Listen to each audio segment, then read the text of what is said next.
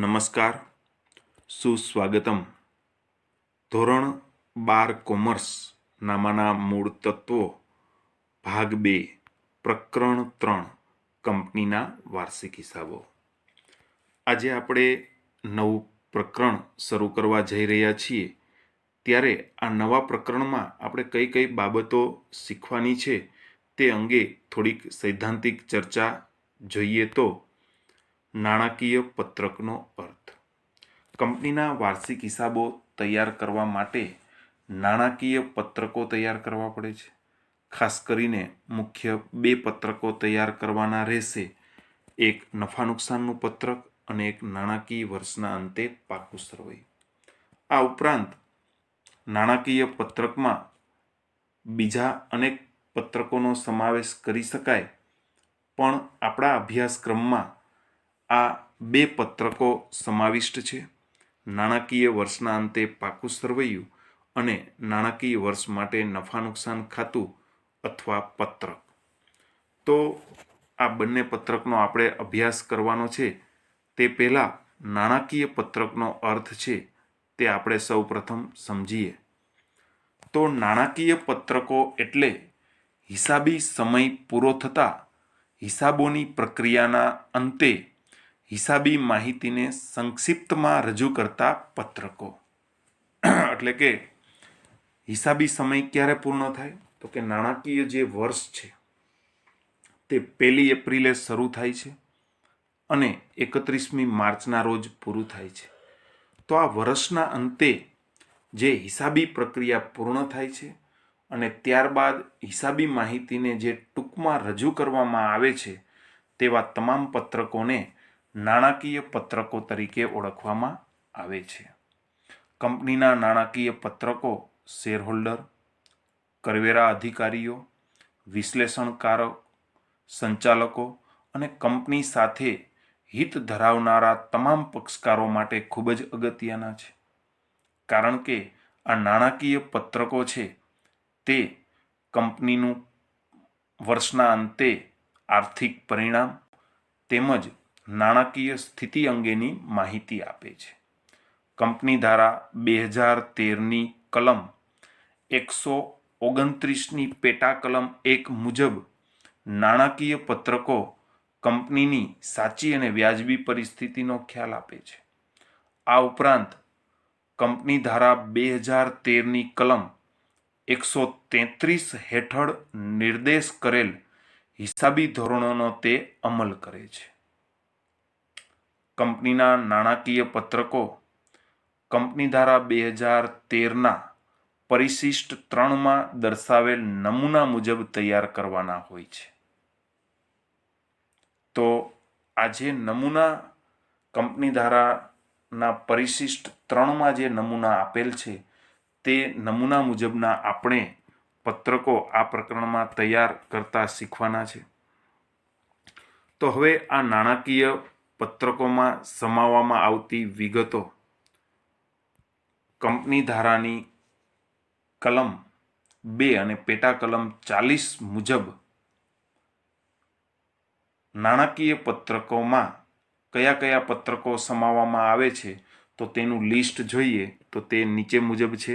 Number 1, નાણાકીય વર્ષના અંતે પાકું સરવૈયું. નાણાકીય વર્ષના અંતે જે પાકું સરવૈયું તૈયાર કરવામાં આવે છે તે કંપનીની સાચી અને વ્યાજબી પરિસ્થિતિનો ખ્યાલ આપે છે. ત્યારબાદ નંબર 2, નફા નુકસાન ખાતું કે ઉપજ ખર્ચ ખાતું. તો આ પત્રક છે તે કંપની માટે હિસાબી વર્ષના અંતે ધંધાનું પરિણામ દર્શાવે છે. એટલે કે કંપનીએ નફો કરેલ છે કે ખોટ, નફો કરેલ છે તો નફાકારકતા કેટલી છે તે અંગેનું પરિણામ દર્શાવતું આ પત્રક છે. જ્યારે પાકું સરવૈયું છે તે ધંધાની સ્થિતિ દર્શાવે છે, એટલે કે ધંધામાં મિલકતો કેટલી છે, લેણા કેટલા છે, દેણા કેટલા છે, લોન કેટલી છે, મૂડી કેટલી છે, તે અંગેની સ્થિતિનો ખ્યાલ આપે છે. ત્યારબાદ રોકડ પ્રવાહ પત્રક. આ પત્રક આપણે ધોરણ 12માં ભાગ 2માં આપણે પ્રકરણ 6 છે તેમાં રોકડ પ્રવાહ પત્રક અંગે અભ્યાસ કરવાનો જ છે, ત્યારે તેના વિશે આપણે વિસ્તૃત ચર્ચા કરશું. ત્યારબાદ ઇક્વિટીમાં ફેરફાર દર્શાવતું પત્રક, એટલે કે જે તે વર્ષના અંતે ઇક્વિટી શેર મૂડીમાં કે ઇક્વિટી શેરની સંખ્યામાં કેટલો ફેરફાર થયો તે દર્શાવતું પત્રક તૈયાર કરવાનું હોય છે. ત્યારબાદ હિસાબોને લગતી નોંધો, એટલે કે નાણાકીય પત્રકોમાં હિસાબોને લગતી અગત્યની નોંધો, ખાસ કરીને ઘસારો હોય, પાઘડી હોય, હિસાબી ધોરણ નંબર 1, હિસાબી ધોરણ નંબર 26 વગેરેને લગતી નોંધો છે તે અહીં નાણાકીય પત્રકોમાં સમાવવામાં આવે છે. ત્યારબાદ નાણાકીય વર્ષ અંગે જોઈએ તો નાણાકીય વર્ષ આપણે આપણા દેશમાં કોને ગણવામાં આવે છે, તો કે જે વર્ષ હિસાબો માટે કંપની ધારાની કલમ 2 અને તેની પેટા કલમ 41 મુજબ 31મી માર્ચે પૂરું થતું જે વર્ષ હોય તેને નાણાકીય વર્ષ ગણવામાં આવે છે. 1 એપ્રિલે શરૂઆત થાય છે અને ત્યાર પછીના વર્ષમાં 31મી માર્ચના રોજ હિસાબી વર્ષ પૂર્ણ થાય છે, તો તેને નાણાકીય વર્ષ તરીકે ઓળખવામાં આવે છે. ત્યારબાદ આગળ જોઈએ તો નાણાકીય પત્રકોના લક્ષણો. એક પછી એક લક્ષણ જોઈએ તો નંબર 1, ઐતિહાસિક પત્રકો. નાણાકીય પત્રકો છે તે ભૂતકાળના સમયને લગતા હોય છે, કારણ કે ભૂતકાળમાં બનેલ આર્થિક વ્યવહાર પરથી હિસાબી નોંધ કરવામાં આવે છે અને હિસાબી નોંધને આધારે હિસાબી પ્રક્રિયા કરવામાં આવે છે અને હિસાબી પ્રક્રિયાના અંતે આ નાણાકીય પત્રકો તૈયાર કરવામાં આવે છે, તેથી તેને ઐતિહાસિક પત્રકો તરીકે પણ ઓળખવામાં આવે છે. ત્યારબાદ નાણાંના સ્વરૂપમાં આંકડા. નાણાકીય પત્રકમાં જે આંકડા દર્શાવવામાં આવે છે તે તમામ આંકડા નાણાંના સ્વરૂપમાં દર્શાવવામાં આવે છે, કોઈ પણ જથ્થામાં તેને દર્શાવવામાં આવતા નથી. ત્યારબાદ નંબર 3, સત્ય આધારિત આંકડા છે તે નાણાકીય પત્રકમાં દર્શાવવામાં આવે છે, એટલે કે નાણાકીય પત્રકોમાં નોંધાયેલ વિગતો સત્યને આધારિત હોય છે અને કેટલાક મહત્વના સત્યો નોંધાતા પણ નથી. દાખલા તરીકે જ્યારે પાઘડી મેળવવા માટે કોઈ ખર્ચ કરેલ ન હોય ત્યારે ઉપાર્જિત પાઘડી હિસાબી ચોપડે નોંધાતી નથી, પરંતુ ખરેખર જે તે ધંધાની તેની પ્રતિષ્ઠાને કારણે પાઘડી તો હોય જ છે. તો આવું પણ બની શકે છે. ત્યારબાદ નંબર 4, નાણાકીય કામગીરીનો દેખાવ. નફા નુકસાનનું જે પત્રક છે તે કંપનીની નાણાકીય કામગીરીનો દેખાવ કે કંપનીની નાણાકીય કામગીરીનું પરિણામ દર્શાવે છે તેમ કહી શકાય. જ્યારે પાકા સરવૈયા અંગે જોઈએ તો તે નાણાકીય સ્થિતિનો ખ્યાલ આપે છે. પાકું સરવૈયું છે તે ચોક્કસ સમયે, એટલે કે હિસાબી વર્ષના અંતે કંપનીની શેર મૂડી કેટલી છે, કંપનીની જવાબદારીઓ કેટલી છે, કંપનીની મિલકતો અને લેણા કેટલા છે તે અંગેની સ્થિતિ દર્શાવે છે. આમ પાકું સરવૈયું એટલે કે નાણાકીય પત્રકોમાંનું એક પત્રક નાણાકીય સ્થિતિનો ખ્યાલ આપે છે. આ બાબત પણ નાણાકીય પત્રકનું લક્ષણ ગણાવી શકાય. ત્યારબાદ નંબર 6, સર્વ સ્વીકૃત સિદ્ધાંતોને આધારે. જે આ નાણાકીય પત્રકો તૈયાર કરવામાં આવે છે તે નામું તૈયાર કરવા માટેના અમુક સિદ્ધાંતો તૈયાર કરેલ છે. આ સિદ્ધાંતો સર્વ સ્વીકૃત સિદ્ધાંતો હોય છે અને તેને આધારે દરેક કંપનીએ હિસાબો તૈયાર કરવાના હોય છે અને નાણાકીય પત્રકો તૈયાર કરવાના હોય છે. ત્યારબાદ નંબર 7, હિસાબી ધોરણો માટે વિકલ્પો. નાણાકીય પત્રકો તૈયાર કરતી વખતે અમુક બાબતમાં હિસાબી ધોરણો ધ્યાને લેવામાં આવતા હોય છે. આ હિસાબી ધોરણો પ્રમાણે એકથી વધારે વિકલ્પો ઉપલબ્ધ હોઈ શકે. દાખલા તરીકે માલ સામગ્રીનું મૂલ્યાંકન અને ઘસારાની જોગવાઈ માટે નાણાકીય પત્રકો તૈયાર કરનારને વિકલ્પની પસંદગી કરવા અંગે સ્વતંત્રતા છે. માલ સામગ્રીનું મૂલ્યાંકન બજાર કિંમતે કરવું કે પડતર કિંમતે કરવું, તેવી જ રીતે ઘસારાની જોગવાઈ સરખા હપ્તાની પદ્ધતિએ ઘસારો ગણવો, ઘટતી જતી બાકીની પદ્ધતિએ ઘસારો ગણવો અથવા ઘસારાની જોગવાઈ ન કરવી. આ અંગેના વિકલ્પો પસંદ કરતી વખતે આ હિસાબો જે તૈયાર કરનાર છે અથવા નાણાકીય પત્રકો તૈયાર કરનાર છે તેને આમાંથી કોઈ પણ વિકલ્પની પસંદગી કરવા અંગેની સ્વતંત્રતા છે. ત્યારબાદ નાણાકીય પત્રકો તૈયાર કરવાના હેતુઓ.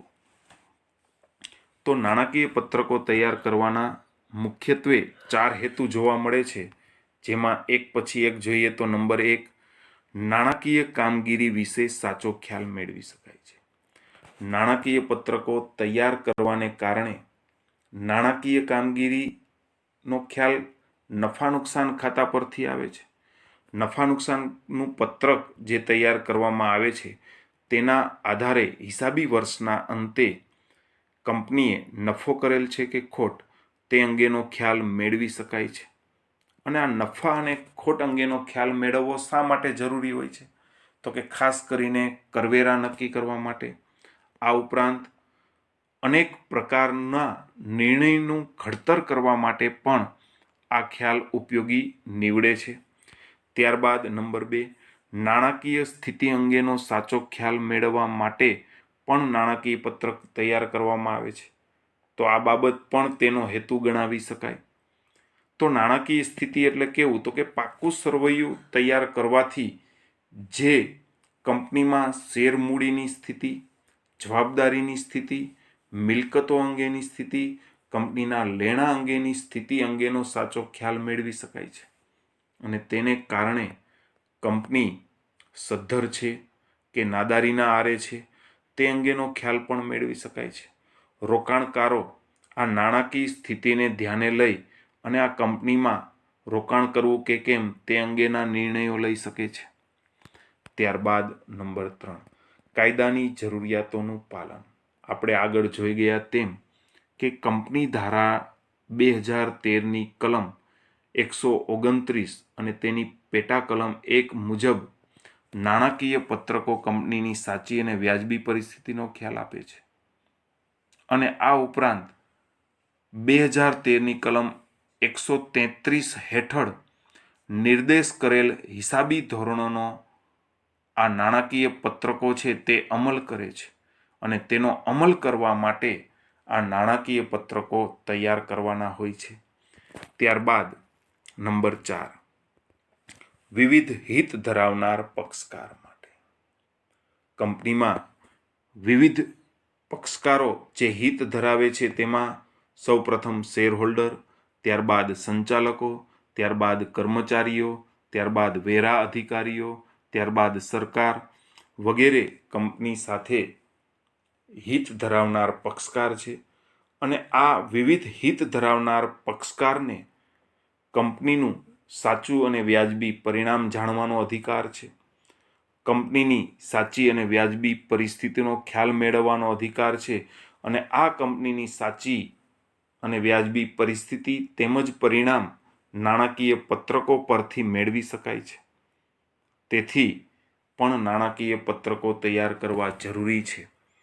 તો આ તમામ નાણાકીય પત્રકો તૈયાર કરવાના હેતુઓમાં સમાવી શકાય. તો વિદ્યાર્થી મિત્રો, આજના લેક્ચરમાં આપણે કંપનીના વાર્ષિક હિસાબો માટે નાણાકીય પત્રકોનો અર્થ, નાણાકીય પત્રકોમાં સમાવવામાં આવતી વિગતો, નાણાકીય પત્રકોના લક્ષણો અને નાણાકીય પત્રકો તૈયાર કરવાના હેતુઓ સમજવાનો પ્રયત્ન કર્યો. આશા રાખું છું કે આ તમામ સૈદ્ધાંતિક ચર્ચા તમને સમજાઈ ગઈ હશે. અને આ સાથે મારું વક્તવ્ય અહીં પૂર્ણ કરું છું. આભાર અને અસ્તુ.